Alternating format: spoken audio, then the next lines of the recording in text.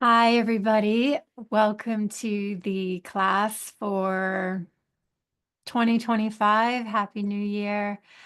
So it is January, and this is the transits and cycles class, but I'm going to go a little further into the wider view of what's going on for the whole year as a special treat for us all today. I'm really excited to go more into it because there are so many amazing things happening. And so let's get into all this. Um, so we are in the January new moon in Capricorn cycle, and we did have the new moon on December 30th at 9 degrees of Capricorn. Today, this chart is set for now, which is January 7th. And so some of the powerful energetics that we are currently in are, of course, the Mars retrograde, which is so potent. I know we're all feeling it. It is such a powerful and amazing cycle. And today is the day we can see here. Where are you? Mars has now retrograded back into 29 Cancer from Leo.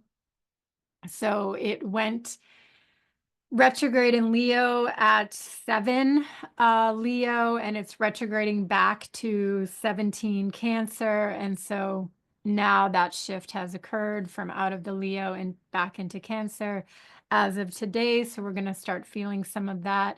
And what is so powerful about the Mars retrograde that I keep speaking about is this huge identity initiation is really what is going on, that we are all getting deeper and deeper in contact and touch with how we're relating to ourself on a most personal level, and how we are connecting to our sense of identity and what it is we're identifying with, what we're identifying with.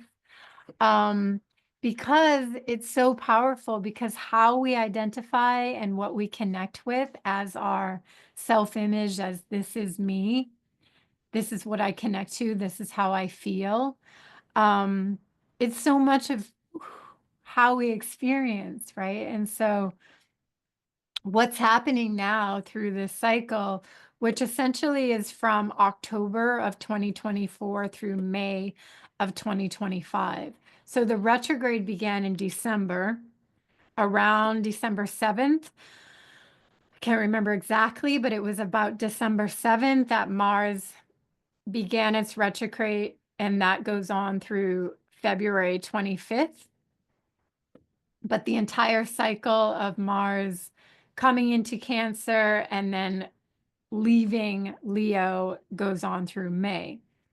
So we have this long period of time that we are going so deeply into the Cancer Leo archetypes, which are all about self, personal feelings, personal needs, self-image, attraction, repulsion, what we like, what we don't like, based on how we are identifying with it all, with everything, right? So we're getting a deeper sort of dose into how we feel and what we want versus what we don't want, and what doesn't feel good and what does feel good. And so that's so much of what the quality of this time is. And so it's a rebirth on a really deep level, and it's a reassociation. And so what is going to happen is, as we go through this Mars retrograde, and as we come out on the other side, we are going to be different. We're going to be relating to ourselves different, and then therefore relating to others different. So it's like we're in that portal, we're in that initiation so powerfully right now. And, as we know with initiations, it's a process, right? Like a rite of passage. We enter the time, the initiatory time of the rite of passage, which is its own process. And so that's where we are.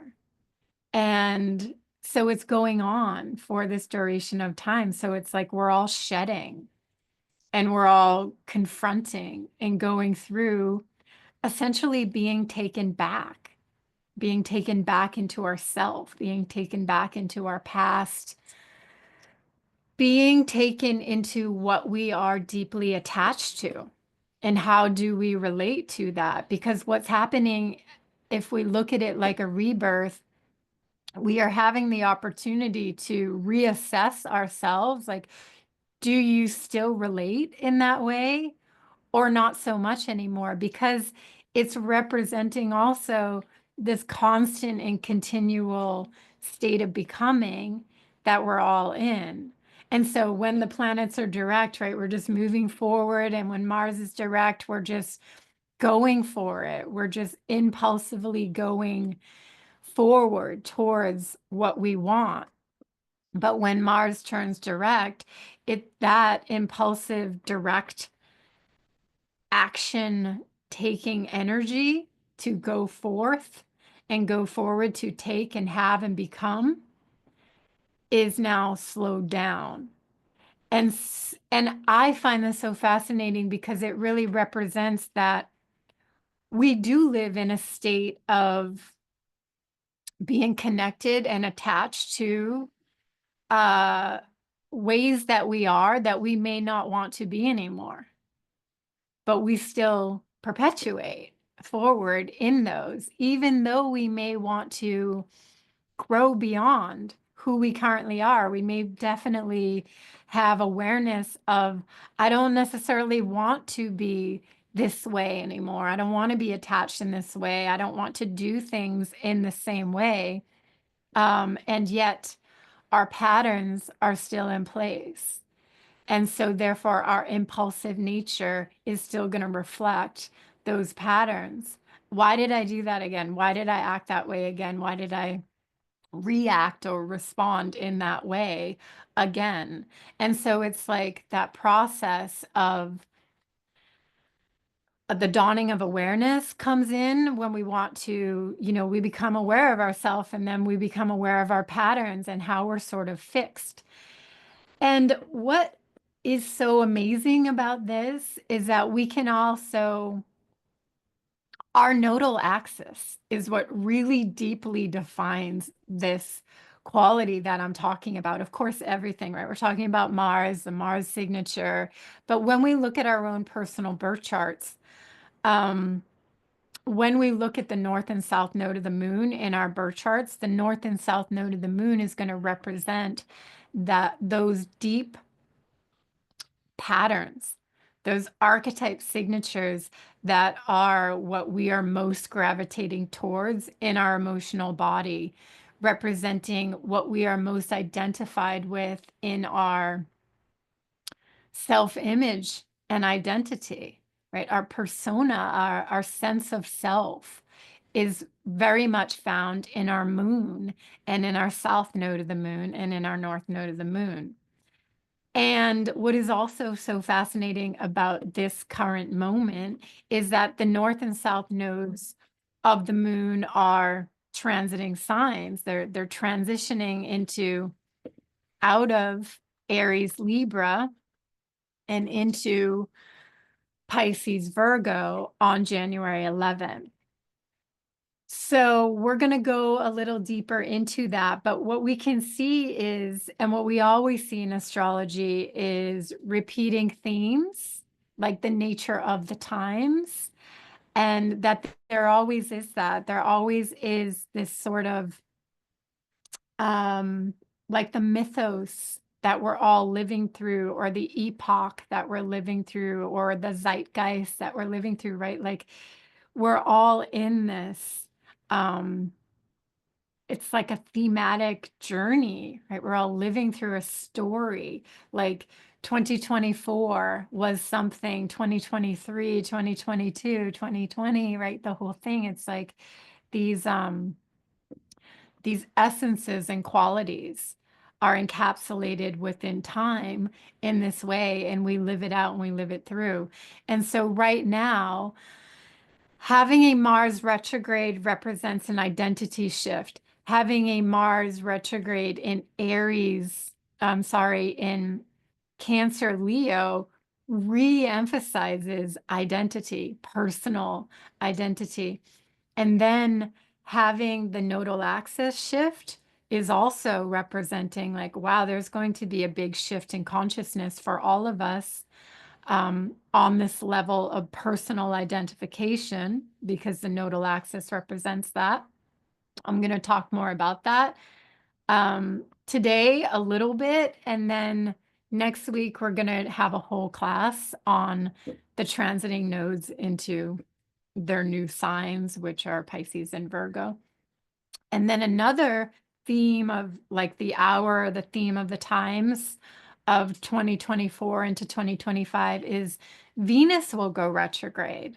So to have Mars and Venus go retrograde back to back, that shows us that there is a powerful emphasis in these times that we're all living through and experiencing, but participating with, right? Because we are part of the creation of the creation, right? And so Venus will go retrograde in March as Mars turns direct in February, then Venus will go retrograde.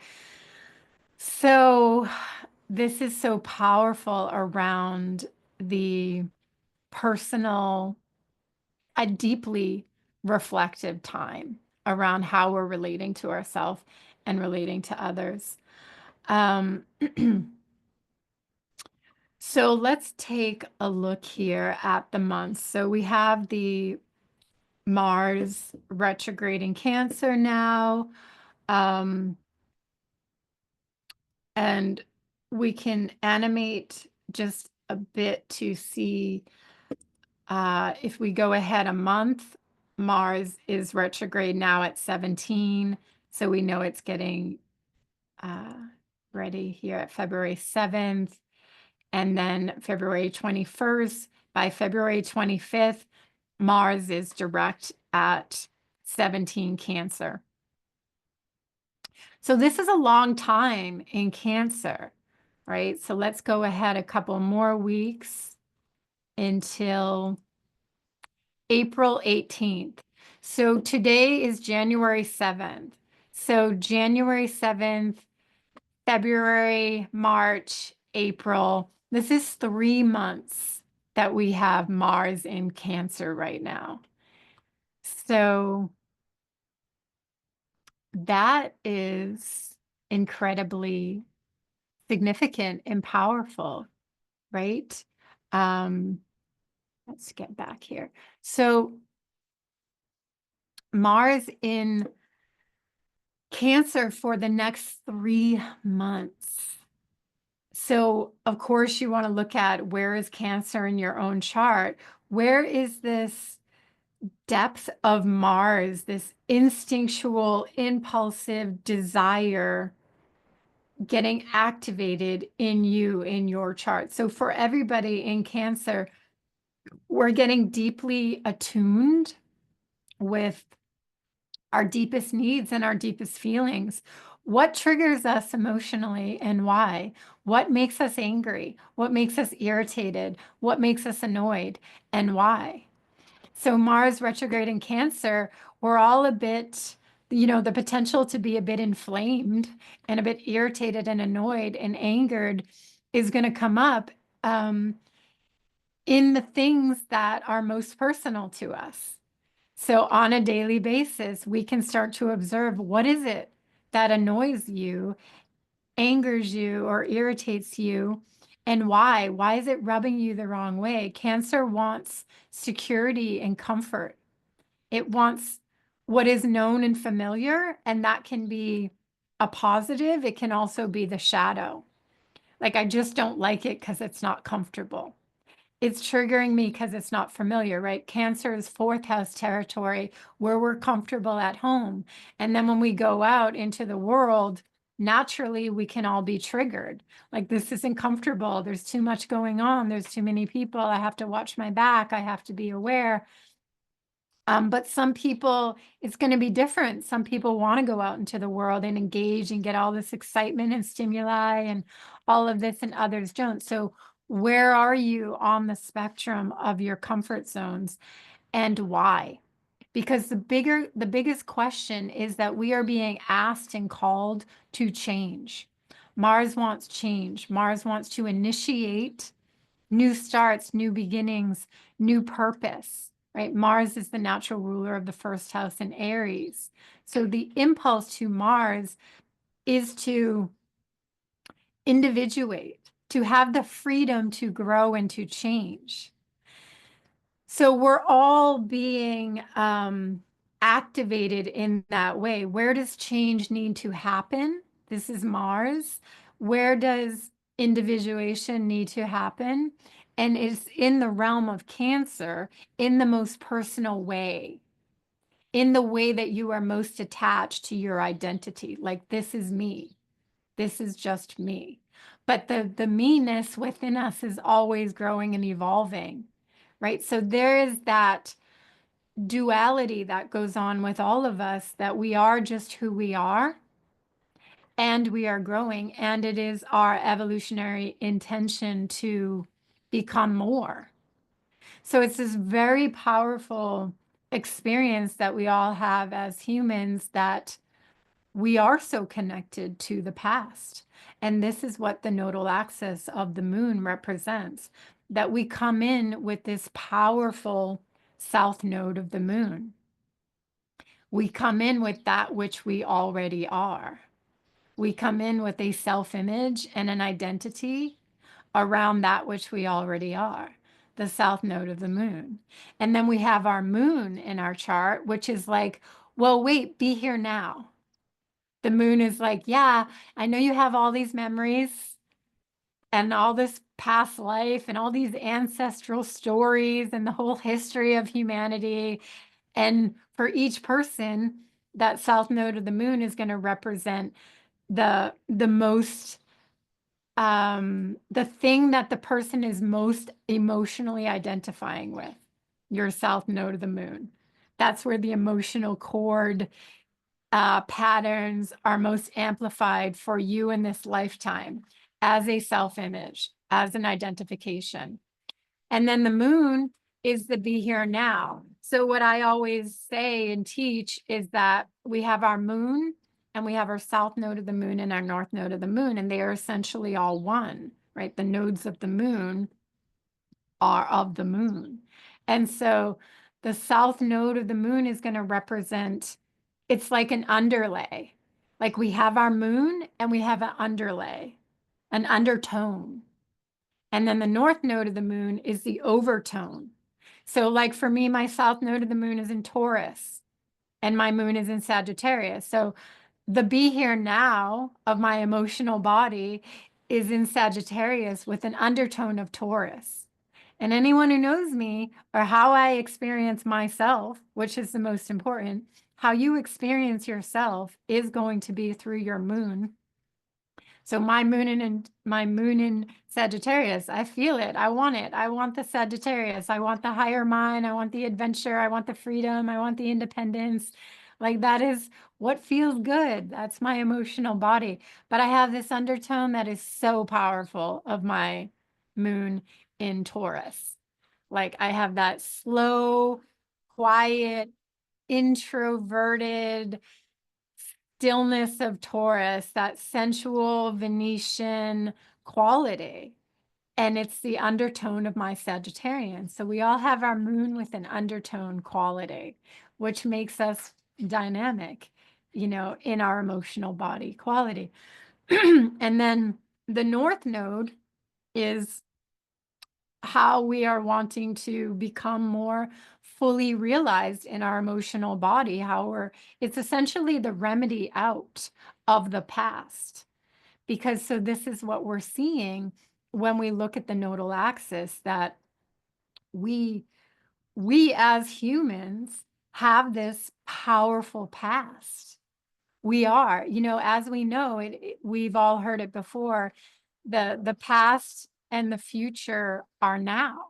The past, the present, and the future are all one. And it's can be difficult to grasp that deeper concept and meaning, but we can understand it through evolutionary astrology in this way, right? That the past is influencing the now to a huge degree for all of us, right? The past influences the present. And evolutionary astrology, the charts show us our south node influences every moment of the now. And then we have but be here now. How are you trying to evolve your emotional body, your self-image, your identity from out of this deep patterning within you that is your south node of the moon? Through your moon now is how your self-image is wanting to express and experience life and evolve. But we can also get trapped. We can get stuck in the past, in the patterning, in the self-image. We can get sort of locked in. We can stagnate. By, feeding what is, feeding what was. And we can also transcend what was and what is by feeding the destiny, the potential of what is possible, what's to become. And that is in our North Node. But it is in all of it because we see it is in the North Node. So my North Node in Scorpio, as I go towards Scorpio, it helps me balance out my Taurus.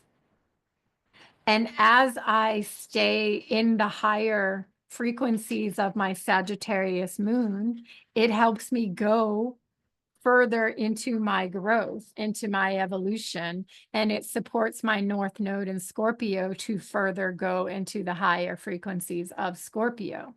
But if I am to stay stuck in the past, in lower self ways of being, like the Taurus, the lower expression of Taurus would be to be highly withdrawn, to not be able to come out of myself, to not want to share resources, to be a bit greedy with life and life's energy, just like I'm going to keep it all inside. I'm not going to Scorpio. I'm not going to come out of myself. I'm not going to share.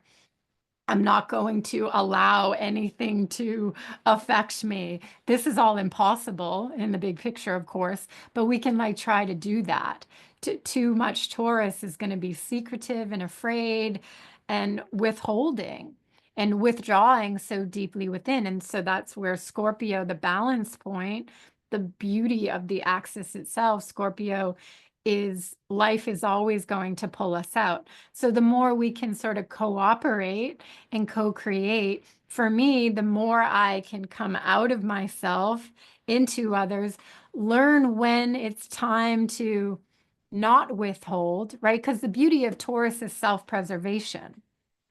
So to be able to take all the gifts, all the beauty, all that we have developed from our South Node, energetic, from when you look at your South Node, there's so much talent, there's so much skill, there's so much already developed capacity. So if you can take all that into the growth, into your growth and your evolution, while resolving where we can stagnate based on whatever your South Node sign is. So that is part of the purpose, and I guess we would say um the mechanism, if we want to work with it, which we do as evolutionary astrologists. That's the point. We're trying to use the chart to see how we can further gain knowledge, but also work with our own evolutionary process. And so what I'm talking about that we can see so deeply, that is profound to acknowledge, is that we are all, in fact, very tethered to the past, to who we are, and to what we're identified with. And if we look deeply enough and honestly enough, we can see that we can carry identification on for, decades and eras of time through through culture, through ancestry, right? We can stay identified.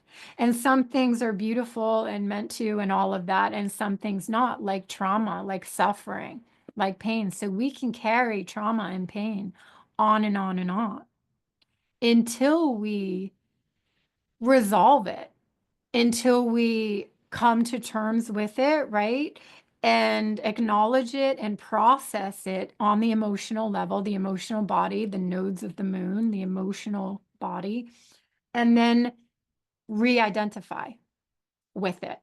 So that's why when we look at be here now in our moon and go towards the higher potential, the north node, we can actually change the past, and we do, right? The past and the present and the future are all one.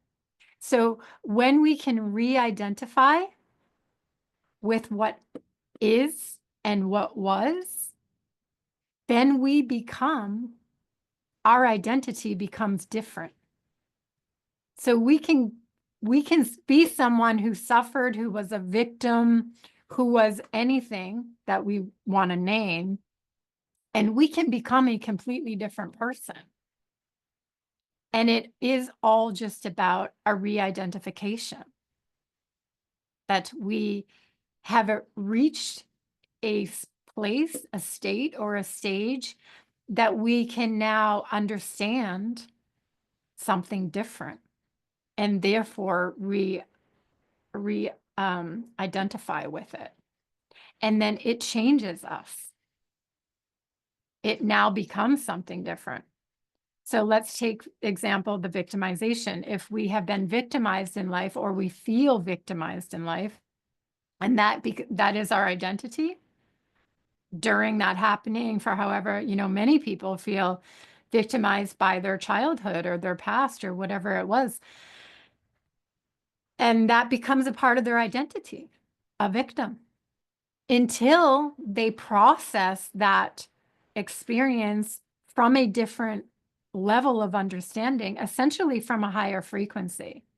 And that is the point. And that is what, well, I don't want to get too far ahead yet, but the Pisces Virgo is really going to bring up what I'm talking about now as the nodes are transitioning into Pisces Virgo, because as we learn to, as we evolve, right, which the 12th house Pisces is the last sign.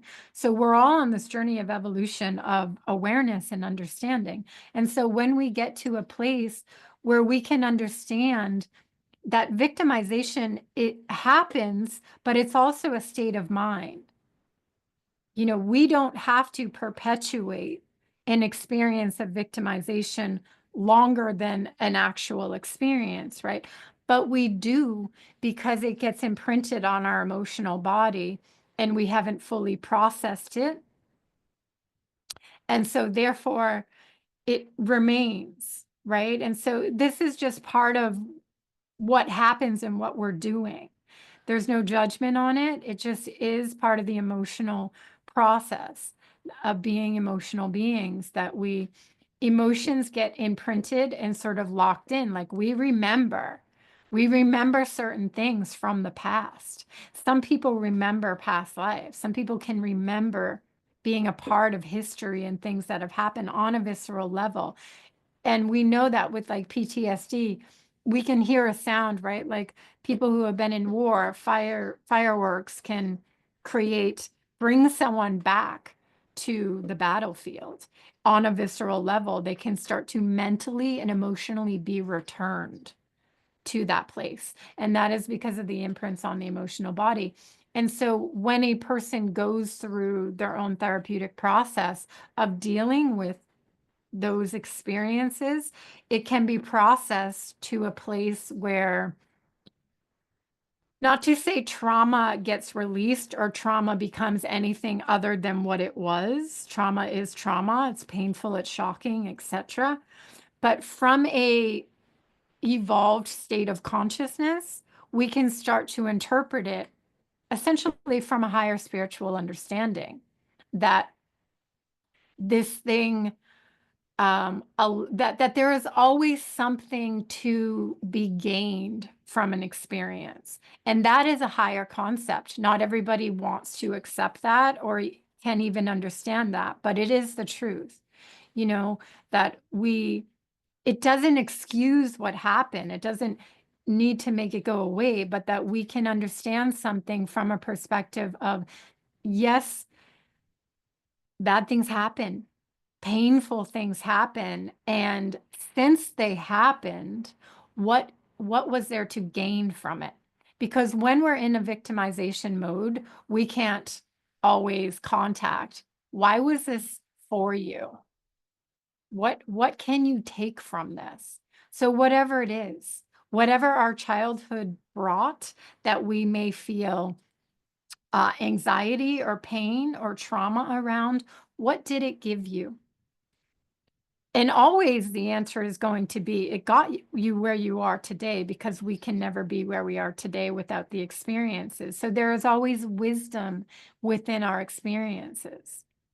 It's a very personal thing. Whatever we experience and however we interpret it becomes our own wisdom to offer to the whole grand picture, right? So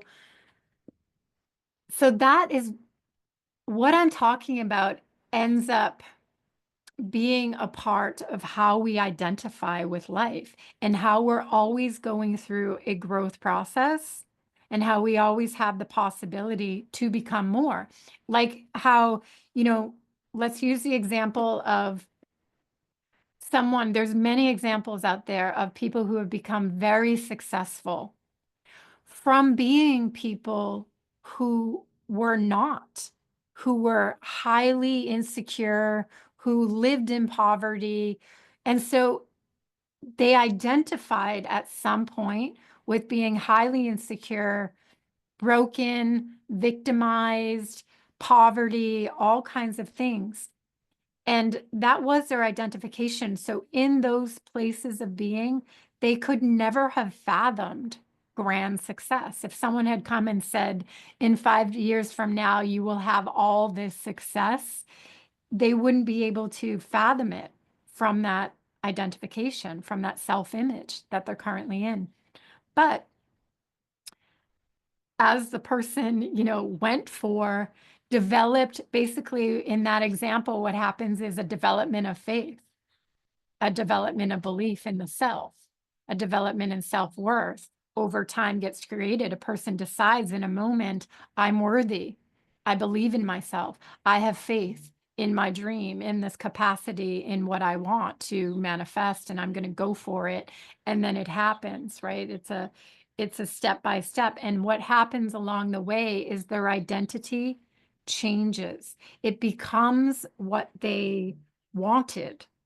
It becomes not what it was anymore, right? So this is the story that we all live through, that we actually can become something very different than who we ever were, right? We can rid ourselves of fear and lack of worthiness and self-esteem issues from once fully identifying with them.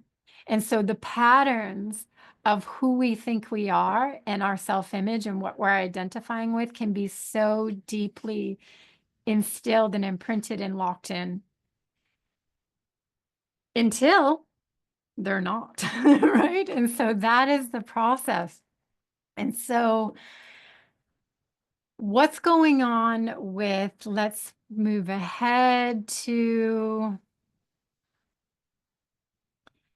right here. So January 12th.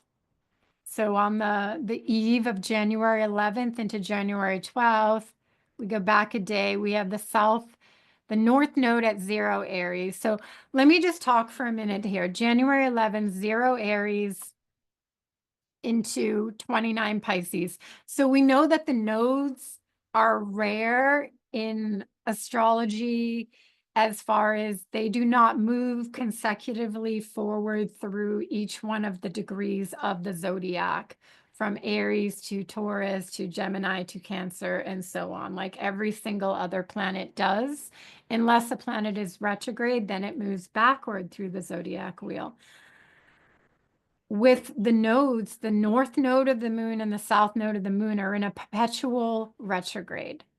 I find this so incredibly fascinating because it represents everything I've been talking about, that we are in a perpetual state of being held, and not just like held in a negative, but sort of locked in and delivered to our past. We have to process all that we've been through and all that we've been. Who we have been is so entirely meaningful to who we are now and who we are becoming. And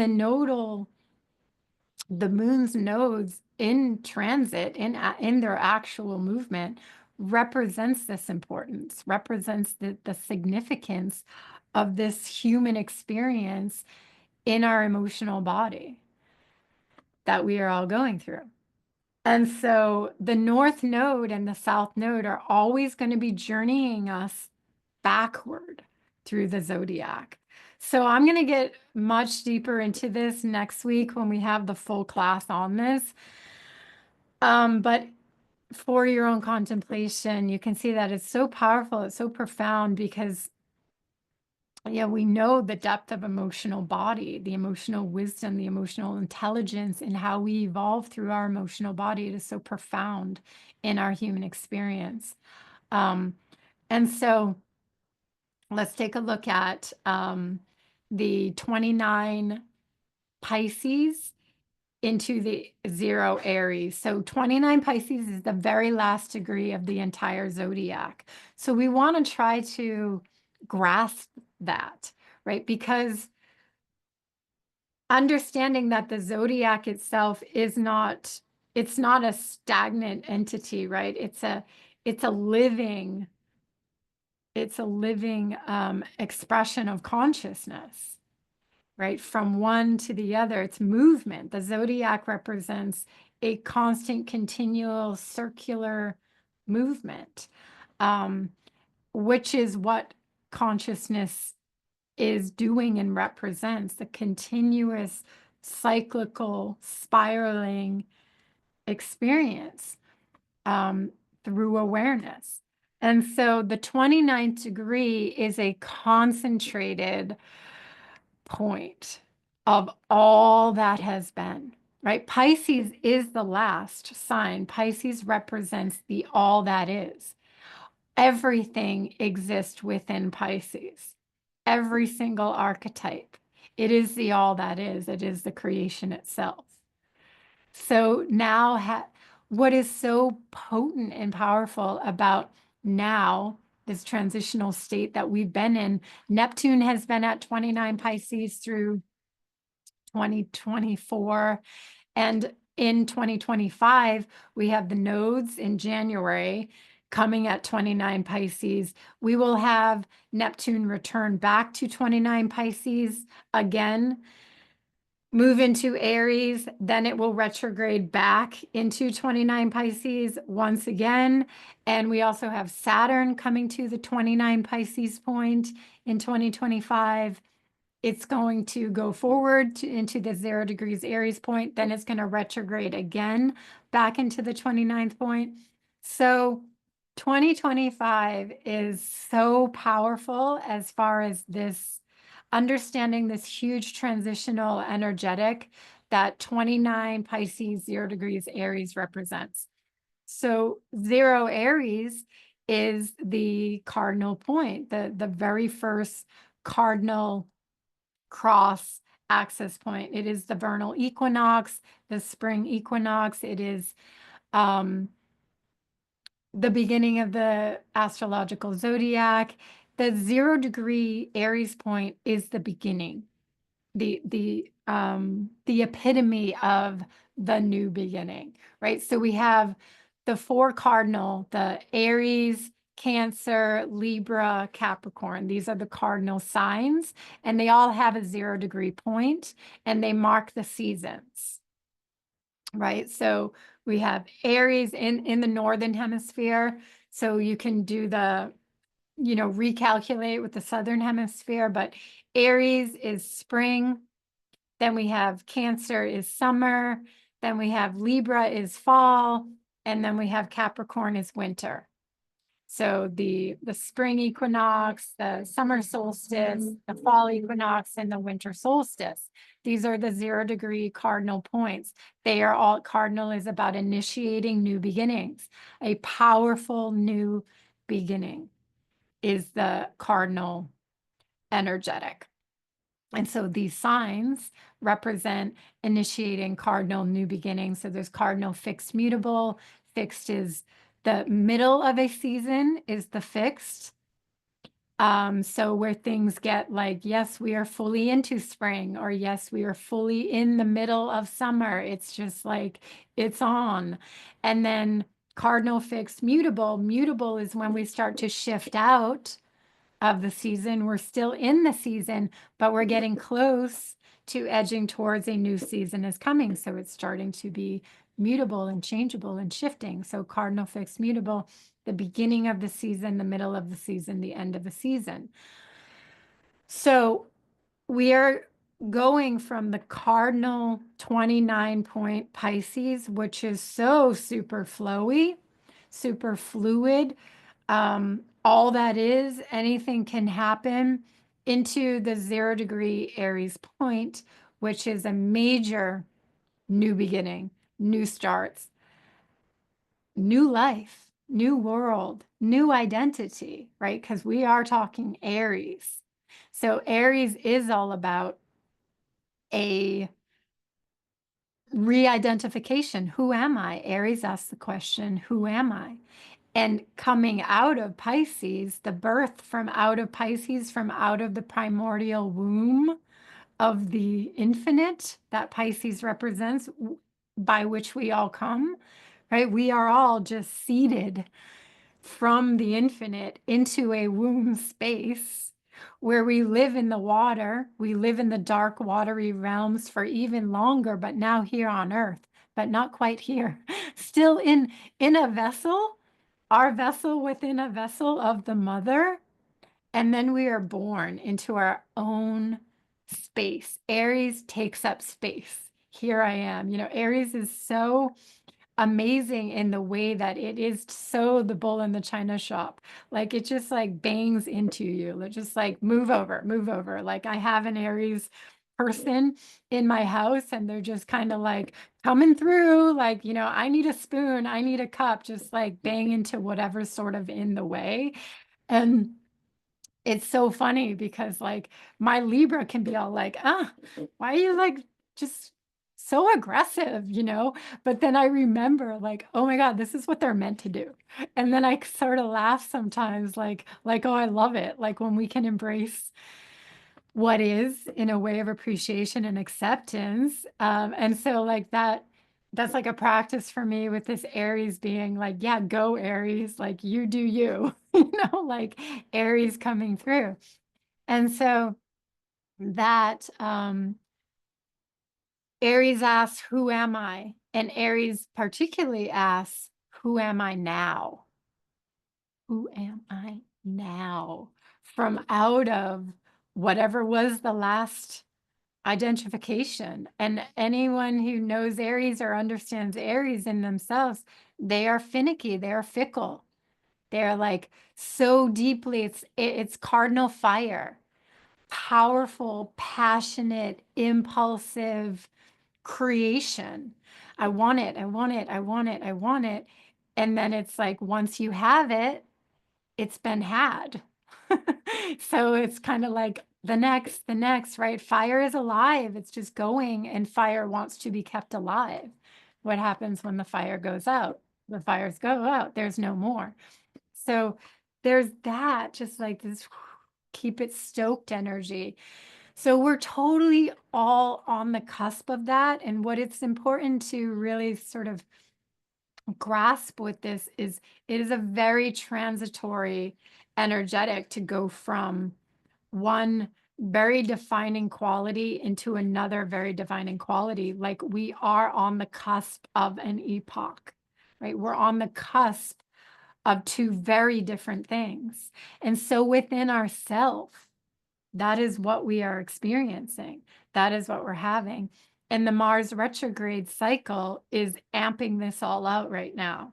It's amplifying this. Like it is assisting and helping us to rid the identities that not me anymore things that are going on, or to deepen into like, yeah, this is why I am this way, and this is what I like, and this is why. So that's what's going on for all of us. And I know I'm feeling it really deeply, like what I want to stand for. That's also part of it, right? Aries is the warrior, the fighter, what we fight for, what we stand up for, what we take a stand for in ourselves and in life. So that's the reassessment period that we're in. What have you stood for is coming up. Do you still want to stand for that? And what do you want to stand for? And how do you get there? Because often, if we're not where we want to be, it's because of fear. Usually, always, right? Of course, there's some things that can literally hold us back, literal limitations, physical limitations. But and Mars represents, will show us fear and courage, right? It's the warrior. I'm going to go into this battle zone and I am going to stand up and I am going to fight. And it is scary, but I'm going to invoke the courage to do it, because success is magnificent, right? Victory is magnificent. To experience victory, to experience what we want, to experience what we want to become is amazing. And it's worth going through the fight. It's worth going through the fear. That's what Aries and the warrior teaches us. So we're all getting more in touch with that. How do we connect to this archetype of the warrior? So, some people, Aries people, can be super courageous, super bold, super like, yeah, I take up space. I'm here. I'm loud. I'm willing. And other people, not so much, right? The opposite of Aries is Libra, much more passive, much more waiting, much more, is everything okay? Does everybody approve? Am I going to be judged if I do this? Where Aries, Mars is like, I don't give an F. Like, I'm just going, like, I don't care who judges me because none of them really matter in the long run. That kind of idea that, like, if you're my people, you're my people. And so I'm fighting for my people. I'm fighting for my team. Like, yeah, of course, those against me on the other side are going to fight against me, but that's because they're on the other side. They're not on my team. So I don't really care about them.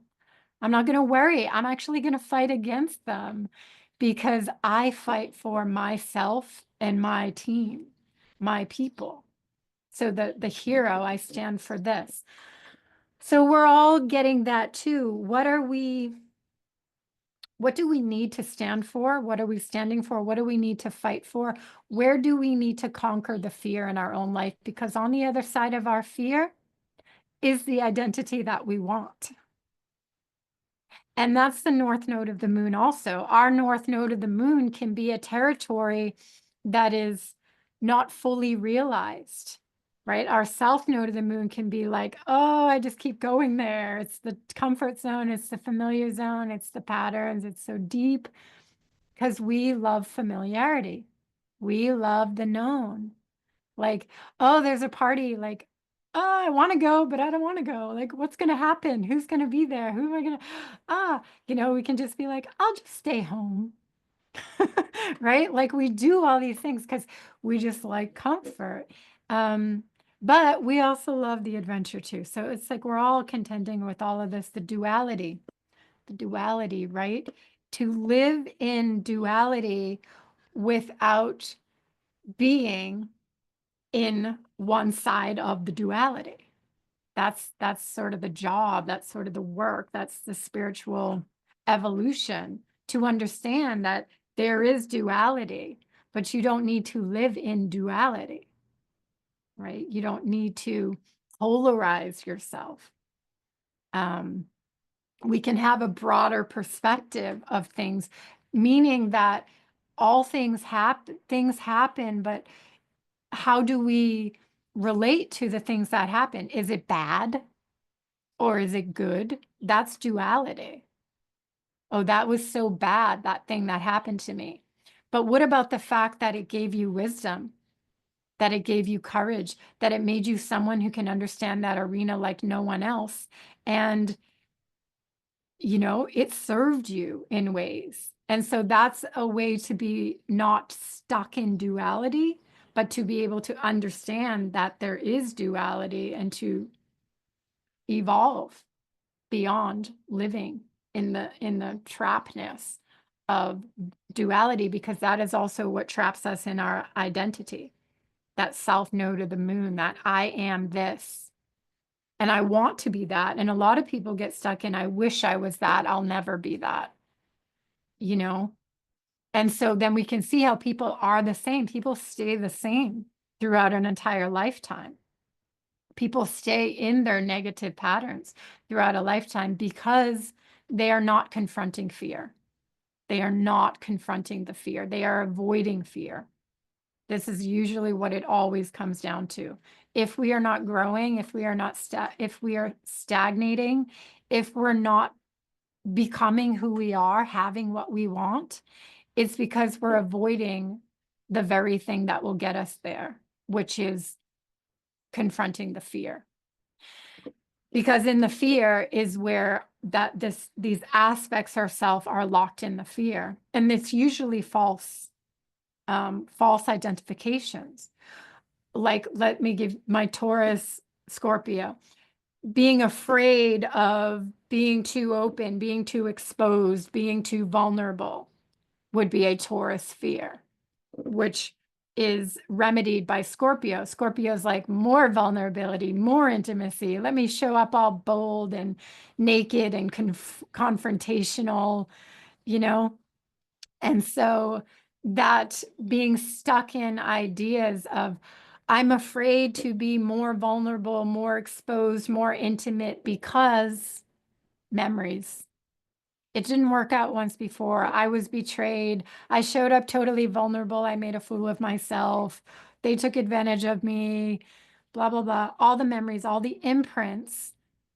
And yes, it's all real, but we have to be able to process those experiences from a higher frequency, from wisdom, from a higher knowing that, yes, this happened because it's what happens in the reality of all that is.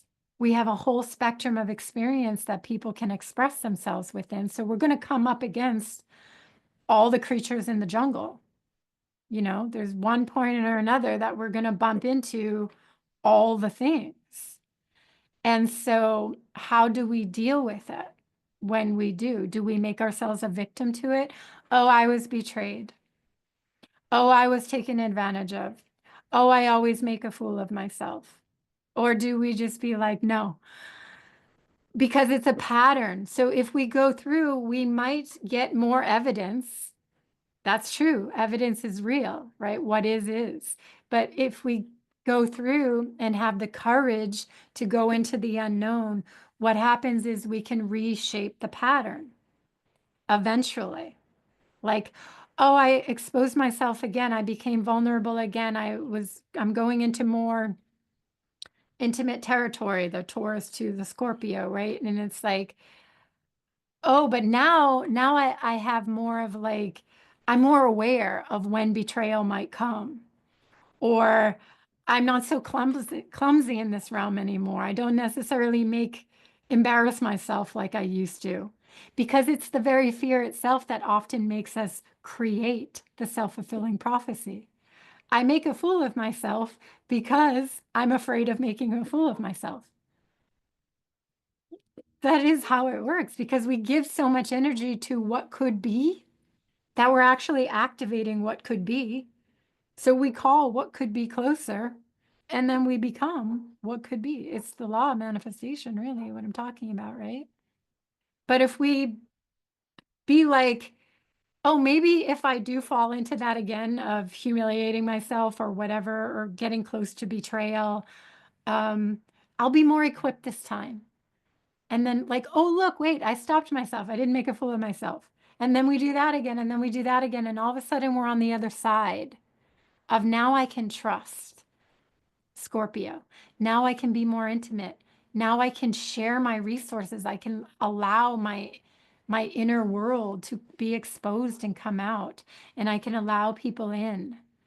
And now I'm having this big, grander experience of self.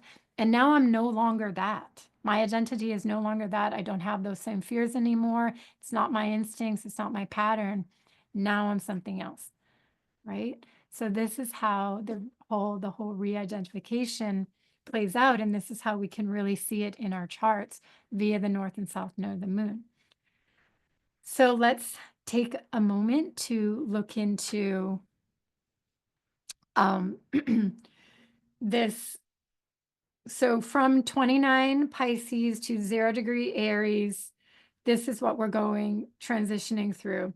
Now, when we're going to have the next 18 months, North node in Pisces, South node in Virgo. Okay, so wherever Pisces, Virgo is in your chart, you want to take a look at that.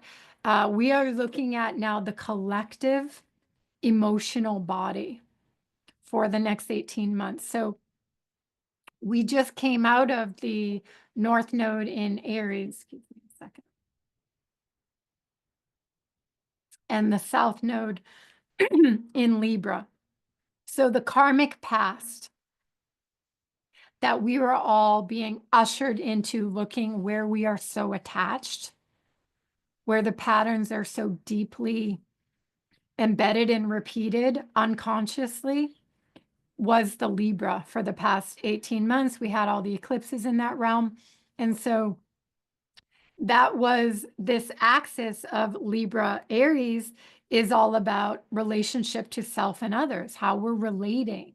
And so Libra is hyper aware and conscious of judgments by others, what other people might do, what other people want, what other people need. So it is an externalized focus, which can lead to an abandonment of self. So focused on what's going on externally. What do they want? What do they want? What are they doing? What do they need? What are they thinking? What are they feeling? It's they, other. And so the Aries, the most instinctual needs and self can get lost. So what we all just went through is a powerful portal of getting initiated through how well we're doing in this Libra archetype territory. Are you like that? Are you hyper concerned? Those who have a lot of Libra are in that realm. And the beauty and the higher expression of Libra is they are aware of the environment, right? They can be very aware of their of others, or they can be disassociated. They can go beyond the balance that Libra offers. So there's different types of there's different qualities on the spectrum, right? There's the Libra who can be like the therapist, the counselor, very focused on others and their psychology and their needs. And then there's another kind of Libra that can be very heady, very mental, very distracted, very on the surface of all of the information in the environment. And so not exactly tuned into people as much as disassociated, more in a very hyper big picture, right? So that could be like a shadow, like as if there's too much stimuli, too much Libra, that now they're disassociating from it. So they're actually not really connecting in with people, right? So, but that goes more into some of the like neuroses kind of each sign. But so the Aries Libra that we just went through for the past 18 months, all the eclipses took us into the deep emotional body of how we relate on this level. How well are we balanced in our ability to take up space and stand for ourselves and lead ourselves through life and allow others to do that and make room for others to do that? Or are we being a pushover? Libra, are we afraid to stand up for ourselves? Are we lost from our true desires because we're afraid of judgment? We're conditioned by society, by our parents, by all the needs, all the wants of whatever you think. This is what you're supposed to do. Libra, this is how it is. All these perspectives, do this, do this, do this, do this, do this, do this, right? It's like, and that's why Aries is like, this is what I want. This is where I'm going. I'm out. Like, follow if you want, but I'm climbing that mountain today. So, and I most certainly have noticed a huge influx of that archetype going on, particularly on social media, that so much about identity, personal, creative expression and identity coming out so strong in the past 18 months. Like Instagram, you know, everybody is showing up in their courage, in their power to be themselves, to be who they want to be in their individual creative expression, to pioneer what they're doing. And so we can see that. And of course, we've been building up to it always, the evolutionary journey. But when we look at astrology, it'll show us where we've arrived and what is going to be amplified. And we can definitely see that in the past year and a half, that is what have been amplified. Never before. Like internet has been growing, social media has been growing. So that was coming like, hey, here I am, express myself, hear me, listen to me, follow me, all this. But never as much as it was in the past year and a half. It increased. So now that is moving into Pisces. And so now the North Node is moving into Pisces, Virgo, out of the Aries, Libra. So total different shift in energy that we're all going to be feeling January 11th, 12th on the level of our identity, how we're emotionally moved as far as what the evolutionary growth impulse is on a collective level. We are now transitioning out of the Libra Aries, all about identification and how we're showing up in our own self and watching other people, witnessing other people do the same. And now it goes into Virgo Pisces. So Virgo Pisces is so much about healing. It is a powerful archetype signature around healing, health, with the contrast of addiction and being the opposite of healthy. And so when we look at the North versus South, right? So the South is this container of all that has been, all that is, what is so already fully imprinted on our emotional body as far as the patterns. So how we want to look at the transiting nodes in our own birth charts, we know that our South node is going to be that deep imprinting on our emotional body, what is already so deeply ingrained in our personality, in our self-image, and in our identity, what we know. And the North node is part of the remedy towards evolving beyond being sort of stuck in the past. How we can come into the now and go forward into potential, the North node. So when we look at the South node now moving into Virgo, we're all going to get the opportunity to look into the Virgo within ourselves. How do we relate to this archetype signature of Virgo Pisces? How do you relate to it? If you have a lot of Virgo, then that's going to be part of the dynamic. If you have a lot of Pisces, if this is your strong archetype signature, So we all have our different relationship, like we all have our different relationship with the Aries Libra that we're just coming out of. So, and then whatever house it's in for you, where is the Virgo? So that is the house that you are getting huge lessons in around an up leveling into your identity via your emotional body through the archetypes of Virgo Pisces. So whatever house this is happening in, that is where, so if it's happening in your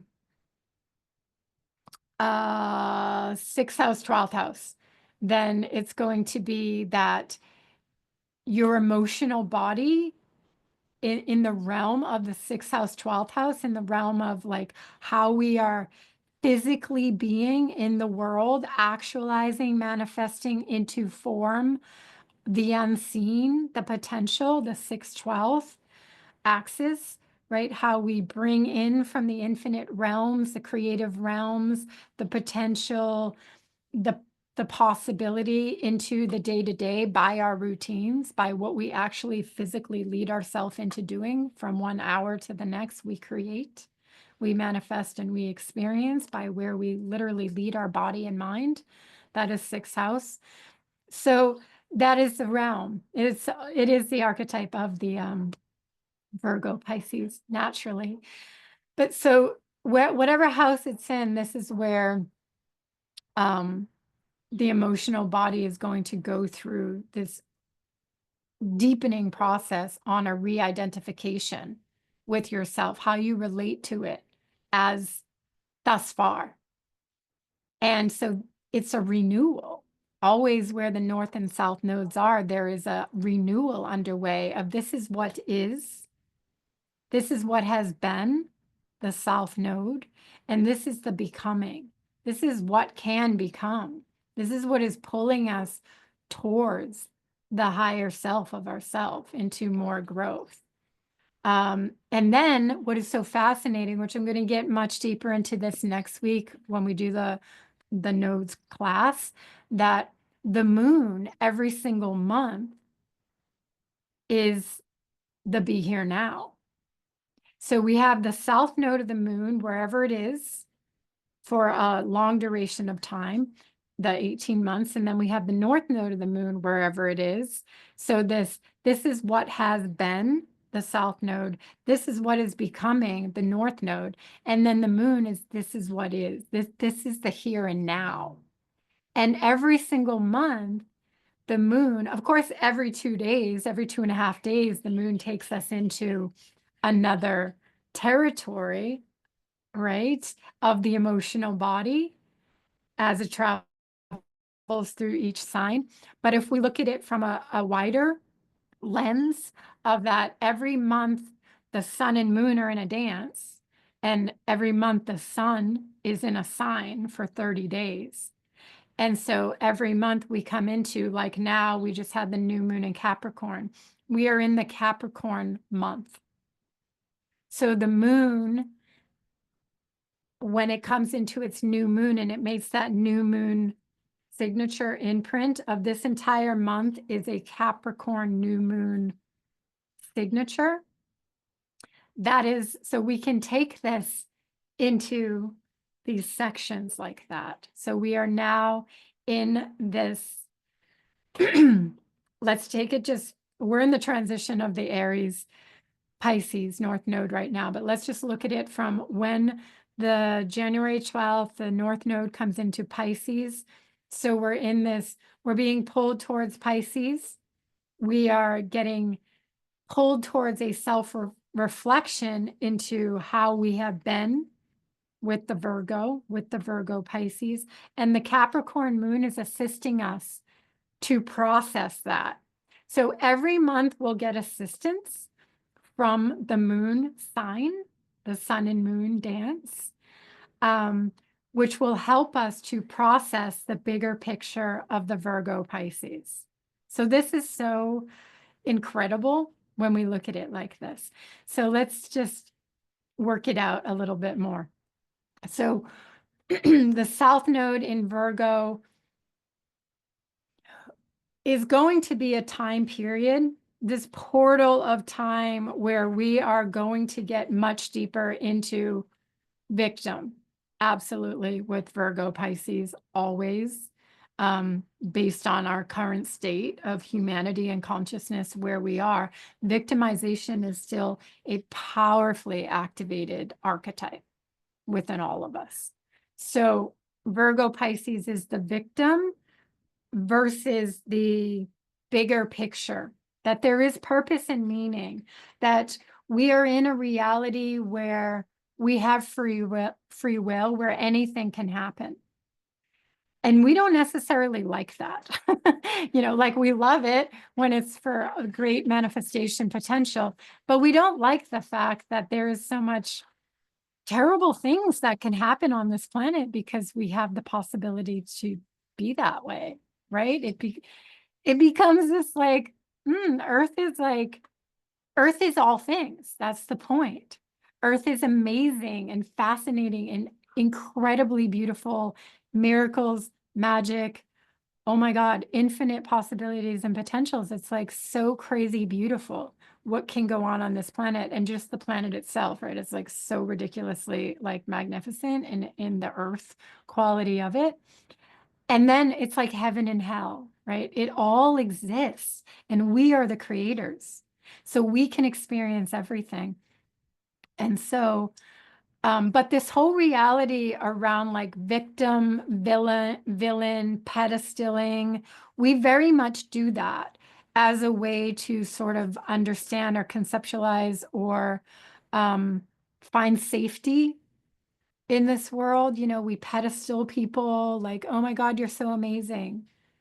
I'm not, or they are, or we are, like, and that creates this separation, or essentially victim, right? Like if they're on a pedestal, then where are you? Less than, right? So we sort of do this. Or there's a villain.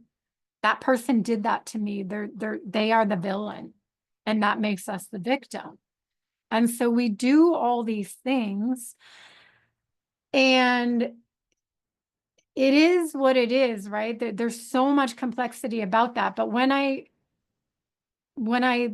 look into Pisces and analyze Pisces, the thing about Pisces is the all that is. It encompasses everything, all possibility, all that is, all that we are, all signs, all archetypes. And Pisces has so much to do with compassion, empathy, understanding, right? This axis of deep healing is within Pisces, Virgo. But the thing about this is that understanding in Pisces is quite complex, because the thing about Pisces is there's often quite a bit of confusion and sort of a lack of understanding. And if you have a Neptune transit, it can be very much like that. Like it's just, it can be mind-boggling, and I just don't understand how I got here, or how did this happen, or why do these things happen? It's like I can't comprehend why, right? There's that. And so when we think about what truly this higher archetype of understanding on this level means, deep compassion, deep empathy, and to understand, it doesn't actually mean that we, like on a cerebral level, comprehend. It just means that we understand the human experience. Like, I don't know what you have gone through in your worst suffering, because I have not gone through that, but I understand your pain, right? I understand that you're in pain. I understand what suffering is. I understand what it means to hurt, what it means to fear, what it means to lose something. So I understand that. And that's what the Piscean, Neptunian, 12th house understanding is, that I understand on a higher level that is the spiritual realms, that is the realm actually beyond our human understanding. So that is that is the trajectory of what having the North Node going on in Pisces is now ushering us into.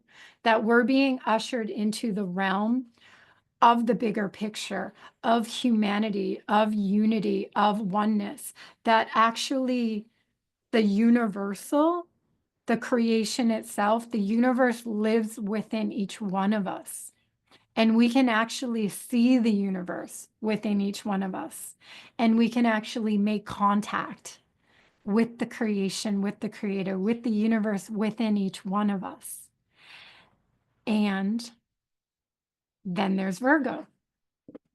And Virgo is that individual, embodied, earthly human experience interfacing with this. So this is what is happening with this transition of the nodes. So it's so beautiful and it's so powerful. And what I've already talked about is how the nodes are in a perpetual state of retrograde, which to me represents the incredible significance and importance of our emotional body. The fact that we are emotionally tethered to the past and how important that is, that is how it's meant to be, that our past, who we've been and what has happened is so significant to who we are and who we are becoming. And so we always need to acknowledge that. But when we look at how the North Node just moved out of Aries, and this is really, it is complicated. I was like really thinking about it for a little while. And like I said, we're going to go into it a little bit more, but what does it mean to reverse the zodiac like this? Like we have this experience every time there's a retrograde. It returns us back. And instead of the natural evolutionary growth, the development of growth through natural stages of progression that the zodiac represents, from Aries to Taurus to Gemini to Cancer, there is a natural like cellular mythos that goes on, that is a natural process forward, right? That each one of those signs, archetypes, represent a stage of progression. So what does it mean to return back? And the North Node, the nodes are doing this perpetually, a perpetual retrograde through the emotional body. And so it takes a minute to sort of reverse our understanding of that natural progressive momentum, and to be able to like garner the meaning of that. So if we just look at it to what is the most familiar now, the value of having just gone through Aries, a North Node in Aries for 18 months, is that we got into a place of really going deeply into our emotional body identity, Aries, how we're identified with our ability to stand up for and take up space, to have an identity, to be me. This is me. I allow space for you. Do you allow space for me? And how is that experience, right? Like some of us have fear, no fear. There's all kinds of things, but we all really went through that. And now that we have gone through such a deepening on identifying, re-identifying with ourselves. And like I've already said in this class, but the Mars retrograde right now is just continuing this epic experience of our identity, initiations and lessons that are so underway at this particular time period that we are all living through. So we went through that. All the eclipses emphasize that in Aries, Libra for us, the deep emotional breakthroughs that we all got to have with the eclipse seasons, why eclipse seasons represent a major release, a major breakthrough into a whole new world, a window of opportunity, because it is the emotional body re-identificating with itself. Our identity letting go of identity to become more of ourself. That is what the eclipses are all about. The emotional body releasing imprints and patterns that we no longer have to identify with and therefore no longer have to be, because we are who we identify with. We are how we define ourselves. So we went into that in Aries, and now we are being pulled into Pisces from out of this deepening into our identity. We are being pulled into the bigger picture. Oh, wait, it's not just about you. It's not just about our personal identity. It's about the big picture, how we fit into it. And it's, again, it's complex, and we'll go deeper into this, but the reversing of the archetypes as a mode of operation influencing us on the emotional body is quite profound. It's really deep.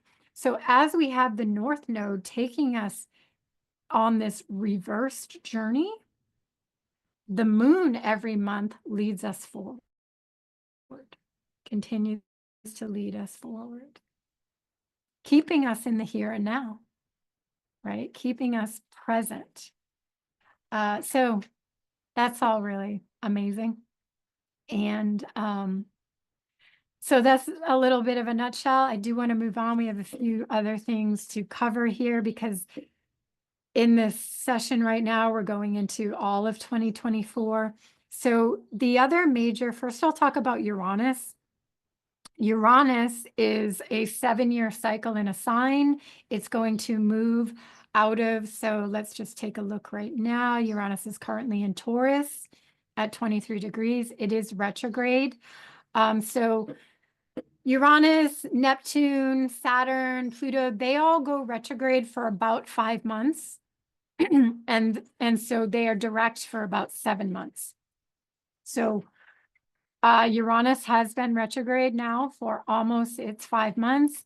On January 29th, it ends its retrograde and goes forward. So anyone who has anything at the end of Taurus or the beginning of Gemini, if you have any planets, come January 29th, you're going to feel it. There is a potency shift. It's kind of like Uranus is coming at you.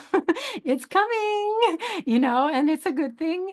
It's like, but wow, Uranus is revolutionary. It's transformational. It's time for an up-leveling in your awareness. It's time for major change. It's time for a reset of a letting go.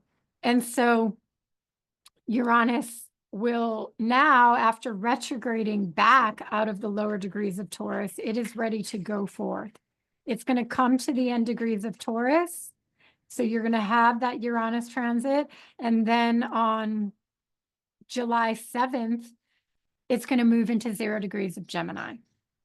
So we are at the close of a 7-year cycle, and Uranus will spend 7 years in Gemini, which is amazing, radical. We will have a whole nother class on that, because before Uranus fully situates itself into Gemini, it will retrograde back. So on September 2nd, Uranus is going to retrograde back for some time into Taurus. But so for now,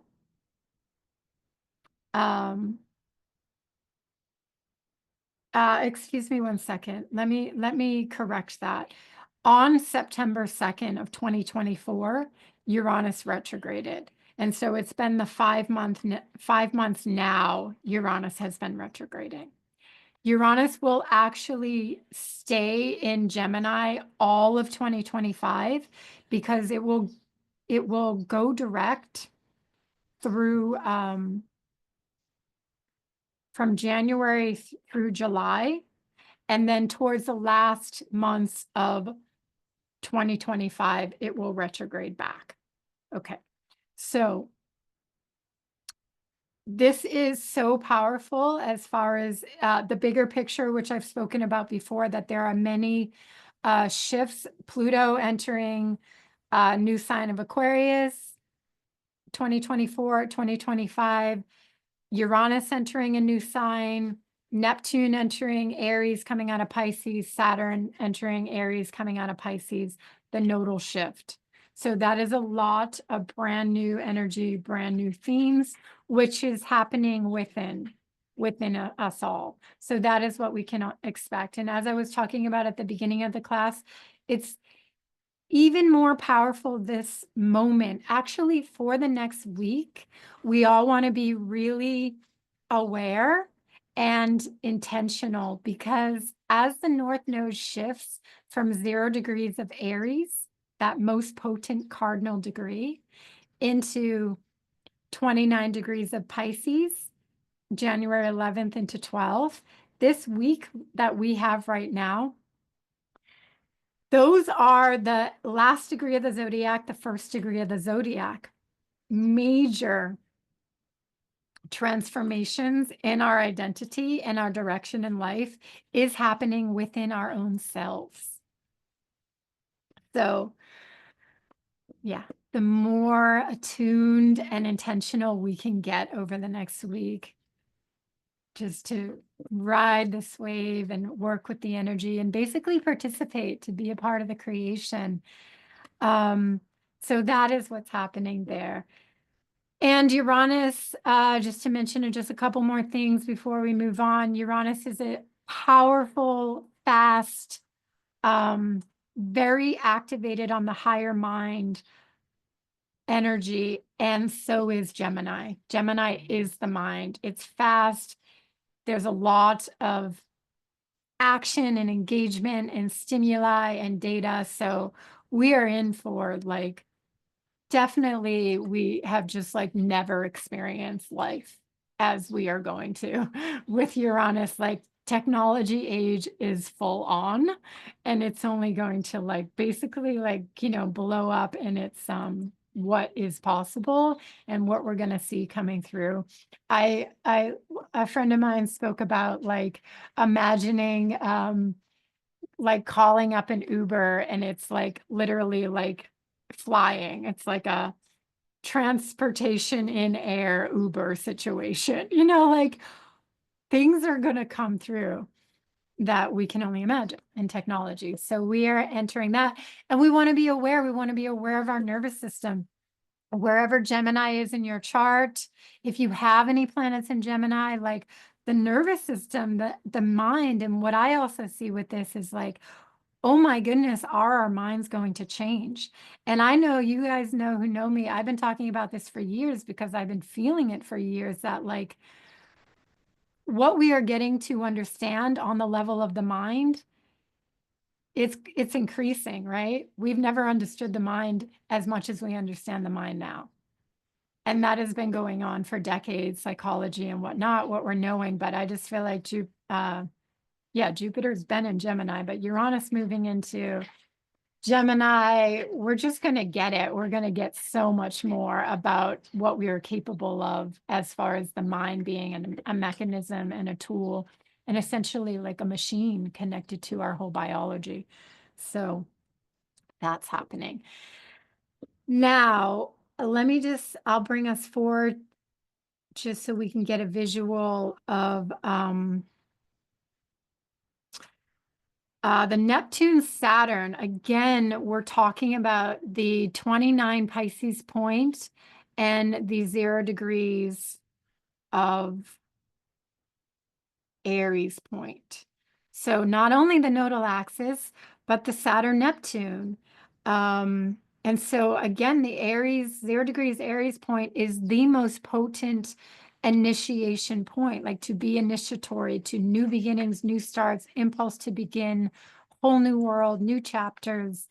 So I think what we want to be cautious of is, with such an activated 0 degrees Aries point, is our impulsive nature. I want to do this, get it, go for it, take action, right? That is going to be strong, which the beauty of Aries teaches us: take a risk, deal with the consequences after. And, you know, that has its pros and cons, but we cannot know unless we experience. And sometimes we just need to jump. And that's what Aries teaches. That's the beauty of Aries. So that's sort of the territory of 2025. I'm going to say, like, oops, a lot of mistakes are going to like surface. Like, and it's interesting because Virgo Pisces is going to be, Virgo has a hard time dealing with mistakes in their shadow. In their higher self, they're just like, everyone makes mistakes. We're only human. You know, it's all good. Love you anyway. Acceptance. That's the balance. Virgo is only ever in balance when they're in harmony with Pisces. So you see the two coming together like that. And the shadow of Virgo is like, ah, you messed up again. This world is going to hell. Everybody sucks. You know, nobody can get it right. I don't get any help. It's so hard. It's so hard. It's so hard. That's a Virgo mantra. You know, just like, I have to do everything myself. So we're going to see a lot of that, like, stop already, like nagginess, naggy energy. They can get really stuck in that because it's real. Everything they're talking about is actually real. There is real evidence to back up a Virgo story, like, all the time.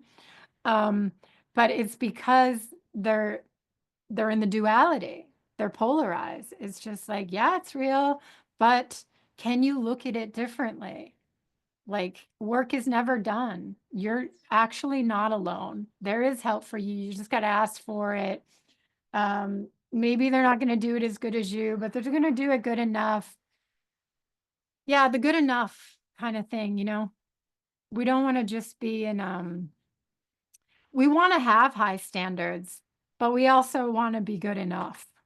Just like, just show up and sing that song, play that song, deliver that message. It's good enough, because without experience, which Aries teaches, which Leo teaches, you'll never get better. And so, where am I going here? I'm trying to get us to, so on, where am I? March. So on March 30th,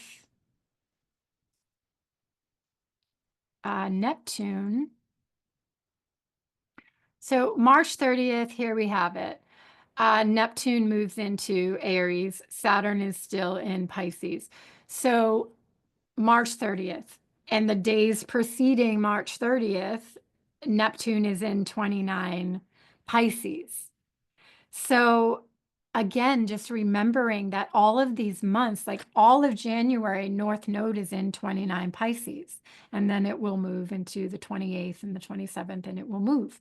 But then we have Neptune in February, March, all at 29 Pisces.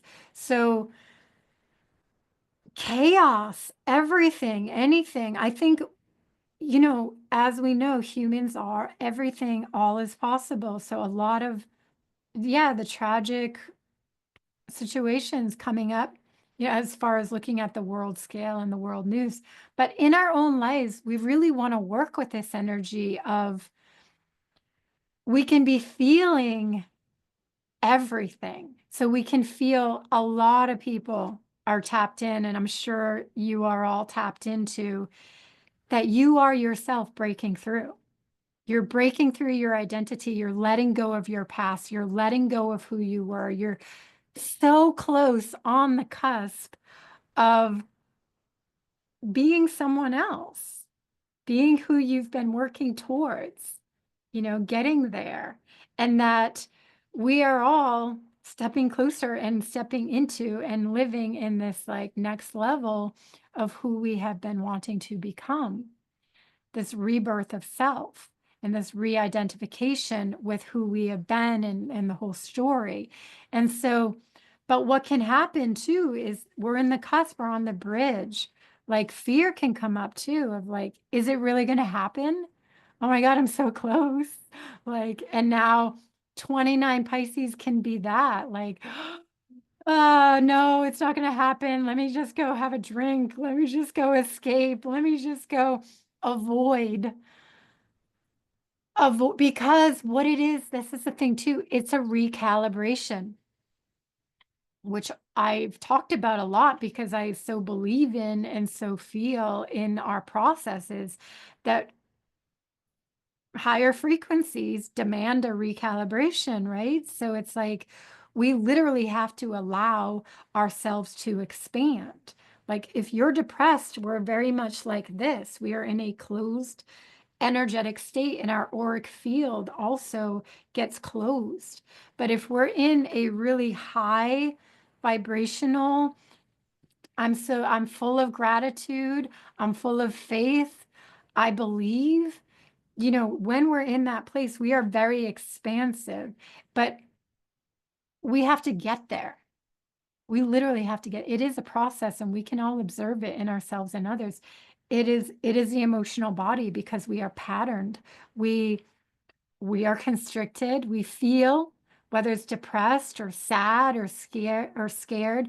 And it's not like I'm not scared today. We take it step by step. It's not like we just have self-esteem tomorrow. It's a step-by-step process. And in that step-by-step, it's like we expand. We expand our capacity to hold higher frequencies. And so that's what the whole idea around manifestation and actually it's talked about like vibrating at the frequency of what you actually want. That's what they're talking about. That's what it is about, that we have to actually, we get there. And when you're there, you're there. And then you understand, oh, like that's why it wasn't working before. That's why manifestation of what I wanted never really worked, because I wasn't in a frequency, in an emotional vibration state actually there. So some of the techniques that we work with manifestation, if you're into that, is actually trying to put yourself in the feeling body, using your brain, using your mind, using your visualization. And that is the first stage. How can we ever get to the potential if we don't believe in the potential? If we can't see the potential? You only are where you are. And if you can't see a potential, then you can't feel a potential, right? So in order to actually become something, you have to be it. We literally have to be it. We have to become it. And then when we get it, we've arrived.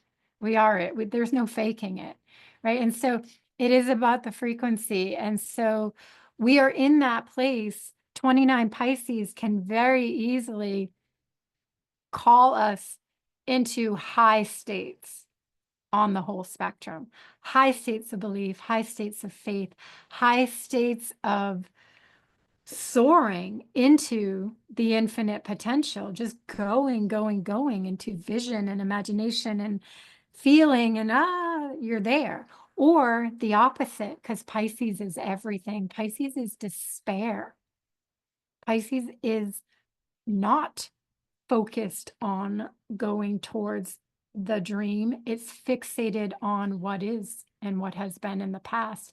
It can get into ultimate avoidance and ultimate self-abandonment and addiction. And addiction is always an attraction towards what is and what has been. Let me do that again. Let me do that again. Let me do that again. Let me do that again. You know? And so, yeah, we just want to be knowing that this entire year, the 29 degree is so potent. So we are in like a mixed bag. And I just feel like we need to all know this and tap in even more to the power that is looking to come forth in all of us via even more so the North and South Node in Pisces, Virgo, that we need to activate compassion. We need to activate faith. I think maybe the most important. We need to have faith because we are in the all that is point of 29. Pisces, we can get pulled into fear. What if this never happens? What if every other scenario that I don't want to happen that I can think of happens instead? And as we know, is that what you want to activate? Because if you're thinking about it, you are activating it. because you can't think of the ultimate result that you want if you're thinking about the one that you don't. We just can't. We can't hold the two thoughts. The thought can exist, but are you giving it energy? Right? So we have the power, but we are also, as we know, these ultra vulnerable, sensitive beings, these creatures of like receptivity. So we can easily get pulled anywhere and everywhere. If it is happening, we can get pulled into it. No doubt about it.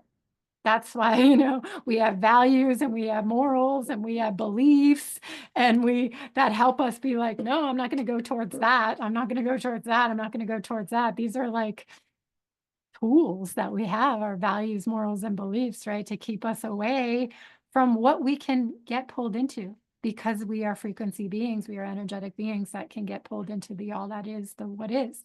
And so we need to be really wise to this and work with this, because it's a lot. Like 2025 is like an epic experience of being alive right now and being a human and what it means to be a human and what we have to work with as humans.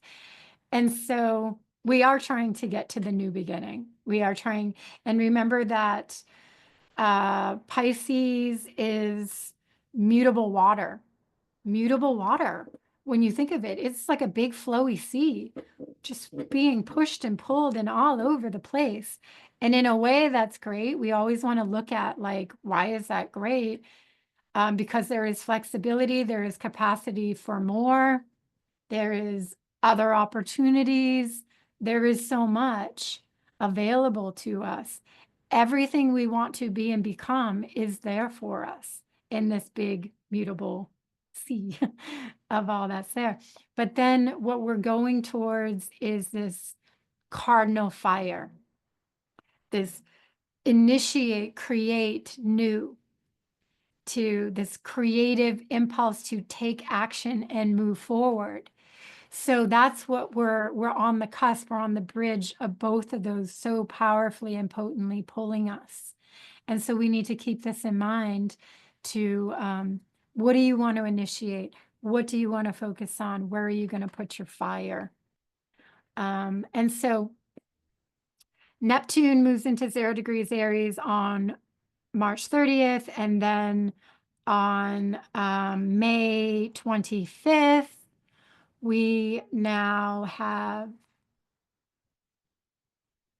so here we have Saturn, 0 degrees of Aries on May 25th. So now we just had basically January, February, March, April, May, all at the 29 degrees, one planet or another.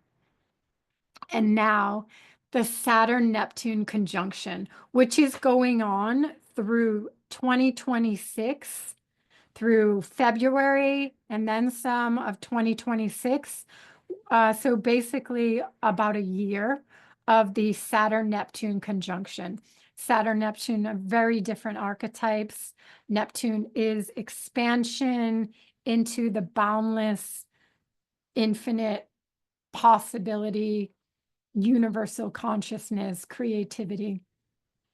Saturn is definition and structure to give us foundational, support and structure in this reality. And it represents our body, right? Spirit in body. So this is just so powerful, so epic, this union of Neptune, Saturn. And remember, this is a gathering at the council table, right? These two archetypes are coming together to have conversation, to co-create. They are in the same space. They have come to the same house, the house of Aries. So one is all about expansion into infinite potential. One, Saturn, is all about grounding into tangible form, committing. And so we look at that, and it's in the house of Aries. into a new beginning. We are entering a whole new epoch of reality of humanity. Absolutely. We can see it with all this symbolism and in our own lives. It's so fascinating. And the fact that the Mars retrograde is amplifying it. And not only this, but Venus will go retrograde in March in, guess what sign? Aries. So once again, we continue this theme of the new beginning, the fresh new start, the initiating new consciousness, new awareness. Remember, in the spiral journey, Aries represents the new beginning, a whole new level of consciousness. Like we have just gone through, we are grown. That is what I am seeing. Like we are wizened. We have reached, we are reaching, we are in the process of being reborn into a whole new spiritual consciousness of who we are as humans and who we are on a soul level, right? And so we can observe that around us and feel that in ourselves. Our connection with who we actually are as humans on a spiritual soul level is quite profound from when we look at what it was in history. So that is happening. And now, if we just go forward a little bit just to get a deeper understanding here. So we have this Saturn, Neptune entering Aries. They are both direct at this point in May. You can see that, remembering that Neptune, Saturn goes direct for about 7 months at a time before it takes its 5-month retrograde. And so when that will happen is in September 2025, Saturn will go retrograde. And in November of 2025, Neptune will go retrograde. So if we look here to September, we can now see that Saturn is retrograde, Neptune is retrograde, and now Saturn goes back into Pisces, back to that 29 degree and back into Pisces. And then in November, same thing, Neptune, now retrograde out of that forward momentum into Aries, back into Pisces. And also, you know, we have the node, the North Node, of course, in the Pisces. So what does that mean internally? Like now we're in the Mars retrograde, we are going back into our own past, our own emotional body, our own identity of who we've been and who we are versus who we are becoming. And so when we, as all the planets are going direct over the next few months and then forwarding into Aries, it's like, new world, here we are, we've arrived, so much new is happening, we're creating, we're going forward. And then we'll live that out and we'll live that through for a while. We'll experience that. And then it'll be like, oh, wait, before we fully continue going into this whole new world, your own whole new world, let's take a look back. Let's go back into, are there still some remaining fears? Pisces, deep fears. Are there still doubts in your faith? You know, it's the Pisces Virgo archetype. So yeah, it's just so powerful how for this whole 2025 and for the 18-month eclipse cycle of Virgo Pisces, you will begin to really observe this and become more and more aware that it is our faith that is being challenged. It is our faith that is going through the growth process. You know, we're being asked to expand in our capacity to believe, to have more faith in our ability as creators, Aries, in our humanity, right? Because we've reached a point, as we all know, with what are we doing? Is the earth going to survive?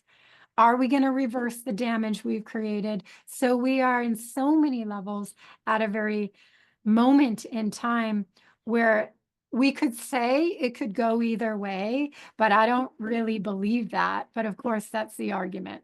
It could go either way now because we've we've weakened the the the bridge is weakened. We're on the last foundation of what we are allowed to do before we just create absolute mayhem to the worst level. So are we going to reverse it? And there's so much energy around like an absolute yes, yes, yes. I am all for the like hell yes energy, because the despair and the doubt and the lack of faith, which also, the new American president is a big, powerful symbol that is going to test a lot of people. Because here he comes in as this epitome of a 29 Pisces kind of archetype signature of like, oh, you got a lot of reasons to fear. We have a lot of reasons to lose faith. We have a lot of reasons to doubt. And yeah, like the worst could happen, right? And so, but that's a test. That's also a challenge of like, yes, and evidence is always there. We can always find it. But what about the unseen realms? What about the North Node, right? We have our South Node, we have our Moon, we have our North Node. The South Node is what has been, the past. The Moon is be here now. And the North Node is everything that could be, all the potential that could be, that we are the ones who are going to bring it forth into the reality.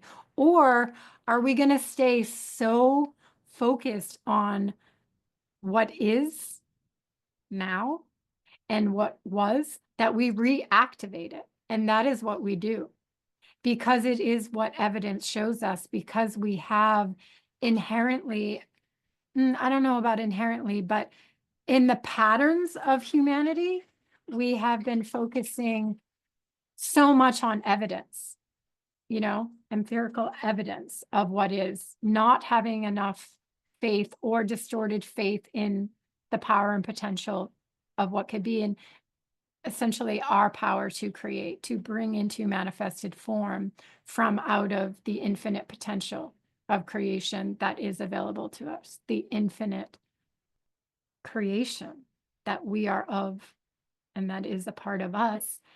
But we stay in the past, we stay in the memories, and we stay in the evidence. And so it's almost like it's slow. Creation is slow, evolution is slow to get there.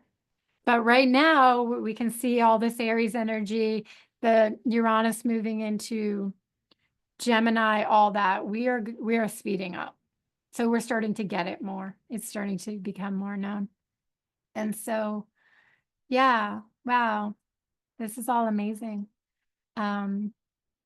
So that's it for now. I'm going to stop the share and I'll see you next time. Aloha.